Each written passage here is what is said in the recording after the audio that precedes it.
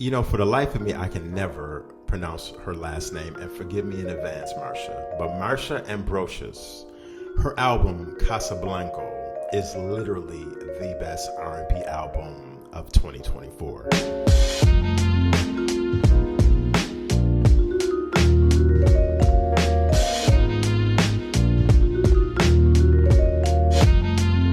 Thank you for watching the Entertainment E for One podcast.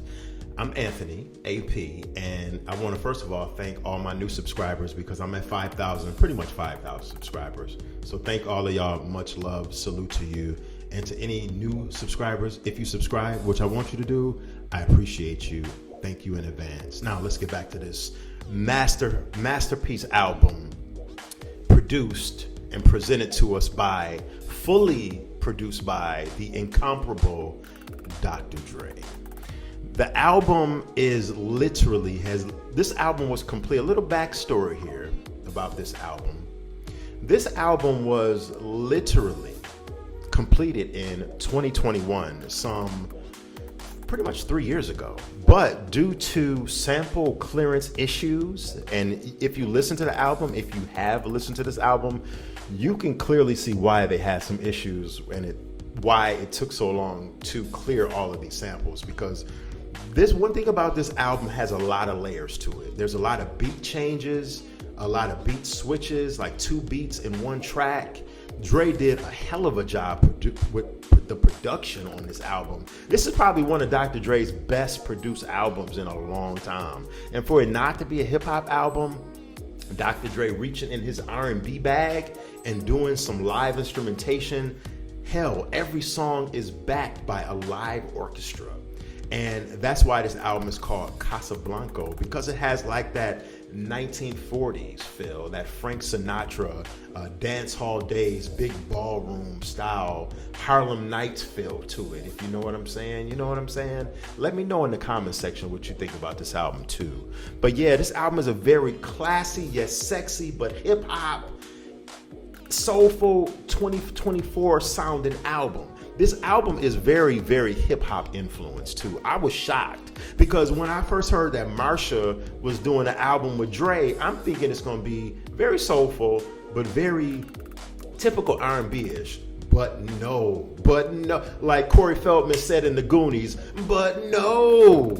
This album is hip-hop. I couldn't help but think about, could this album have possibly been that Dr. Dre, Mary J. Blige album that Mary alluded to 2 years ago when her and Dre did the Super Bowl? Because I remember Mary clearly saying that Dr. Dre will be fully producing my next album. That album has since never came out.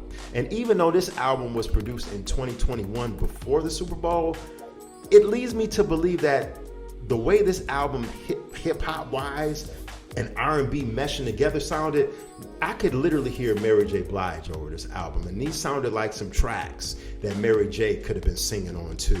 This is a heavily influenced East Coast, New York sounding album too. Based off of the very first track, Smoke, Dre literally gives his tip of the hat and his props to DJ Premier, because he samples the KRS-One song classic MCs Act Like They Don't Know that Premier produced back in '95. And Dre and Premier have a very good relationship, but this track solidifies it, as well as track 2, Tunishian. I know I'm pronouncing that wrong, but the track is called track 2. The track 2 is called Tunisian Nights, and this is another one of my favorite songs. This is one of my favorite songs on the album. And this song actually freaks, and Dre flips another DJ Premier produced song, Nas, New York State of Mind, which was mind-blowing that Dre has 2 DJ Premier co-produced, kind of sort of, tracks as the first 2 tracks on this album, 1 and 2. So Dre gave his props fully to DJ Premier on this album. My favorite hip-hop producer of all time, DJ Premier. So track 2, Tashian Nights, very, very banging song. Track 3, I Love One Night Stand. Track 4, Cloudy with a Chance of Real.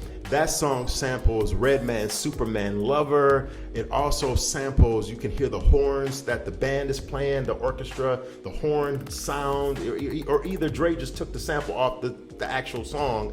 It samples Funky Child by Lords of the Underground, And it also samples, the beat changes in the middle of the song towards the end. Dre flips it and he samples the Isaac Hayes song, Walk On By. If you don't know the Isaac Hayes song I'm talking about, just think Biggie, Warning, doom, doom. Dre sampled that. Dre was in his bag on this album. I love track 5, Greedy. Track 6, this is probably my favorite song on the album, Self-Care, Wrong/Wrong Right. That beat got switched up. Track 7, Wet. Wet is another song that samples, it has another sample, major sample in it. It samples I Wanna Go Outside in the Rain. Thrill Her. The way he samples these songs are just like, because we really don't hear Dre doing that much sampling like that anymore. Dre hasn't, well, first of all, Dre doesn't really come out with music all like that anymore, production-wise. And Dre, the last time Dre did heavily sampled material on an album was on The Chronic, and that was like damn near 30 years ago. But anyway, Thrill Her samples a little bit of 2 songs, Wu-Tang Cream, and also it sampled the classic John Coltrane, In a Sentimental Mood. And if you don't remember In a Sentimental Mood, think of Cliff Huxtable, Bill Cosby on The Cosby Show. Now I'm going to turn it over to you. Let me know what you think about this album in the comment section. The only other album that has came out this year that I could say is clearly up for R&B Album of the Year is the album produced by and orchestrated by K Tundra that came out roughly about a month ago. That is a very, very dope and amazing album. Shout out to K Tundra. And I hope I'm pronouncing that right. And that is pronounced K Tronada. Let me know, like that comment section up. Let me know what you think about it. And until next time, I will see you later. Make sure you subscribe. Peace.